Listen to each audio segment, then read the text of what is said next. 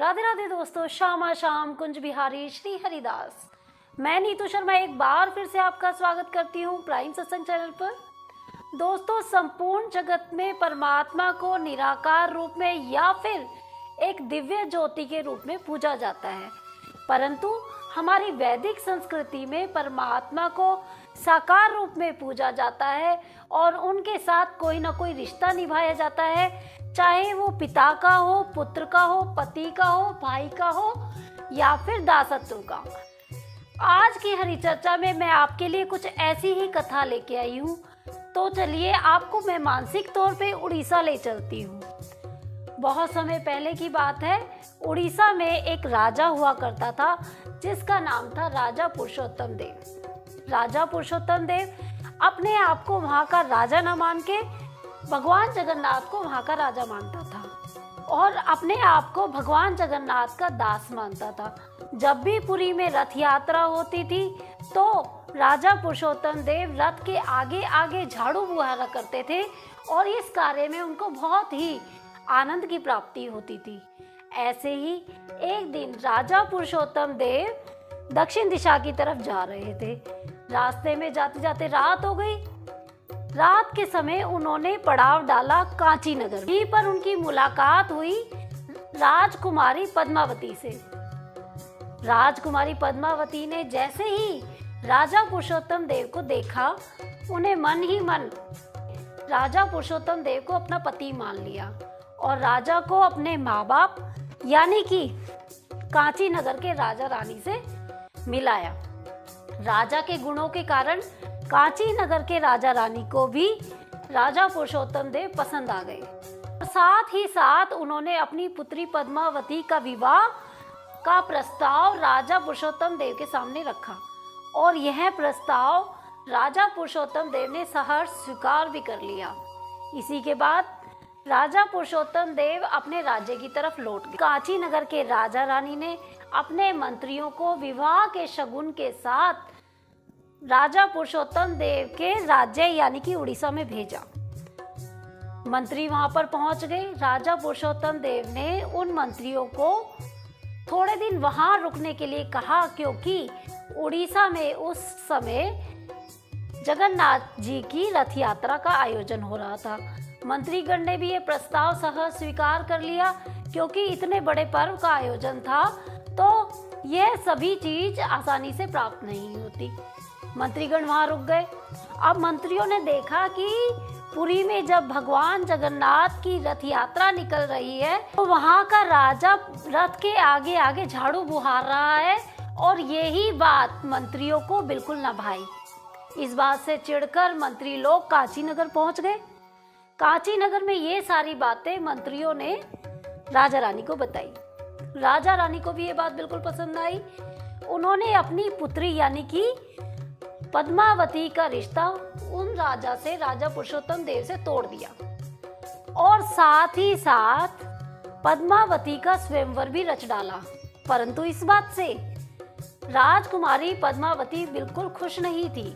राजा पुरुषोत्तम देव ने कांची नगर के राजा को ये चेतावनी दी कि जो राज्य युद्ध में जीतेगा उस राज्य के कुलदेवता की प्रतिमा के पीछे हारे हुए राज्य की कुलदेवता की प्रतिमा रखी जाएगी। इस ही शर्त के साथ युद्ध का बिगुल बज गया। दोनों देश आमने सामने थे, दोनों राजा आमने सामने थे। युद्ध शुरू हो गया। परंतु दूसरी तरफ राजा पुरुषोत्तम देव के सैन्य गृह में आग लग गई। इस बात के साथ राजा पुरुषोत्तम देव बहुत उदास हो गया और अपनी हार को कहीं ना कहीं किसी हद तक स्वीकार चुका था, परंतु वह इस बात को बिल्कुल स्वीकार नहीं कर पा रहा था कि उनके कुलदेवता भगवान जगन्नाथ जी की मूर्ति उनके कुलदेवता गणेश जी के पीछे लगे। इसी बात की उन्होंने रात को प्रार्थना की कि हे भगवान जगन्नाथ जी, मैं यह कतई नहीं चाहता कि आपकी प्रतिमा वहां पर ले जाई जाए और उनके कुलदेवता के पीछे लगे, तो आप कृपया मेरा साथ दें। स्वप्न में राजा के भगवान जगन्नाथ जी ने दर्शन दिए और कहा कि राजा डरो मत, तुम युद्ध की शुरुआत करो, मैं तुम्हारा साथ दूंगा। अगले ही दिन राजा ने फिर से युद्ध की तैयारी शुरू करी। राजा अपनी बची कुची सेना की टुकड़ी लेकर कांची नगर की तरफ जा रहा था, परंतु राजा से बहुत आगे 2 घोड़ों पर, एक काला घोड़ा एक सफेद घोड़ा, 2 सैनिक भागे चले जा रहे थे। ऐसा लग रहा था मानो 2 सैनिक युद्ध की जीत की पताका फहराते हुए दौड़े चले जा रहे हों। इसी तरह ही उन दोनों सैनिकों को युद्ध लड़ते लड़ते लड़ते लड़ते रास्ते में प्यास लगी। उन्होंने देखा कि एक वृद्ध महिला छाछ का मटका लिए आ रही है, तो उन्होंने उनसे कहा कि हमें बहुत प्यास लगी है, हमें कृपया करके छाछ पिलाइए। वृद्ध महिला बहुत ही गरीब थी। छाछ दोनों सैनिकों ने पी ली, जिसके बदले में सैनिकों ने हीरे जड़ी अंगूठी उस वृद्ध महिला को दे दी और कहा कि हमारे पीछे पीछे राजा रथ पर आ रहा है, तुम अपनी छाछ की कीमत उस राजा से ले लेना। वृद्ध महिला वहीं बैठ गई। थोड़ी देर बाद ही राजा वहां पर पहुंच गया और राजा की मुलाकात हुई उस वृद्ध महिला से। वृद्ध महिला ने सारा वृतांत राजा को कह सुनाया और वो अंगूठी राजा को दिखाई। उस राजा ने जैसे ही उस अंगूठी को देखा, राजा के अश्रु का ठिकाना नहीं रहा। राजा उस अंगूठी को देखकर इतना रोया, इतना रोया। राजा को उस अंगूठी को देखकर याद आया कि ये अंगूठी तो मेरे भगवान जगन्नाथ की है, और वो समझ गया कि अब मेरी जीत पक्की है।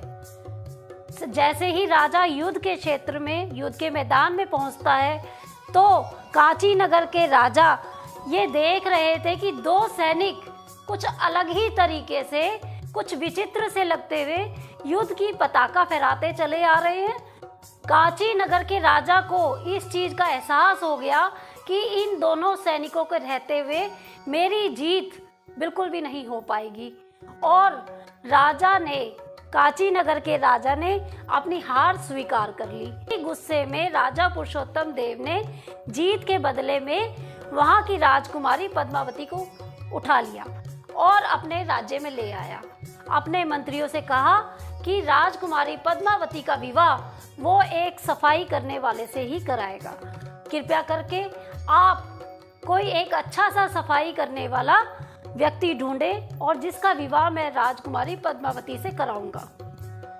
जैसा कि मैंने आपको बताया, राजकुमारी पद्मावती ने मन ही मन राजा पुरुषोत्तम देव को अपना पति मान लिया था, उसका कोई कसूर नहीं था। इस बात का आभास राजा के मंत्रियों को हो चुका था। राजा के मंत्रियों ने राजा को कहा कि आप थोड़ा समय रुकिए, जैसे ही कोई योग्य वर मिलेगा हम आपको जरूर बताएंगे। तभी जगन्नाथपुरी में रथ यात्रा का आयोजन हुआ।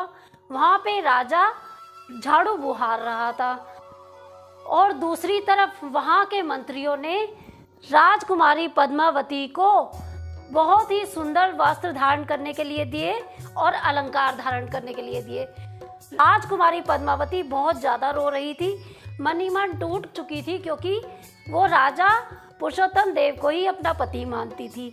मंत्री लोग ले गए पद्मावती जी को रथ यात्रा में। वहां पर राजा झाड़ू बुहार रहा था और मंत्रियों ने राजा से कहा कि आप जो यहाँ पर सफाई कर रहे हैं, आप जो यहाँ पर झाड़ू बुहार रहे हैं, उससे अच्छा वर हमें राजकुमारी पद्मावती के लिए नहीं मिला। राजा का जो गुस्सा था वो वहीं पर खत्म हो गया और भगवान जगन्नाथ जी के सामने राजा पुरुषोत्तम देव ने राजकुमारी पद्मावती से विवाह रचाया। इस चीज के साक्षी थे जगन्नाथपुरी के भगवान जगन्नाथ जी, जिन्होंने अपने दास राजा पुरुषोत्तम देव के लिए युद्ध लड़ा और अपनी ही साक्षी में राजा पुरुषोत्तम देव का विवाह रानी पद्मावती से कराया। तो दोस्तों, मैं यही आपको अपनी कथा के द्वारा बताना चाहती हूँ कि बार बार यही बताती हूँ कि जो रिश्ता हम अपने प्रभु से रखते हैं, प्रभु उससे दुगनी निष्ठा से निभाते हैं। इसी बात के साथ मैं अपनी कथा को समाप्त करती हूँ, विराम देती हूँ। इसी तरह सनातन धर्म से जुड़े रहस्य और नियमों से जुड़े रहने के लिए अगर आपको मेरी कथाएं पसंद आ रही है तो मेरे चैनल को लाइक करें, सब्सक्राइब करें, कमेंट करें। इसी बात के साथ मैं आपसे विदा लेती हूँ। राधे राधे।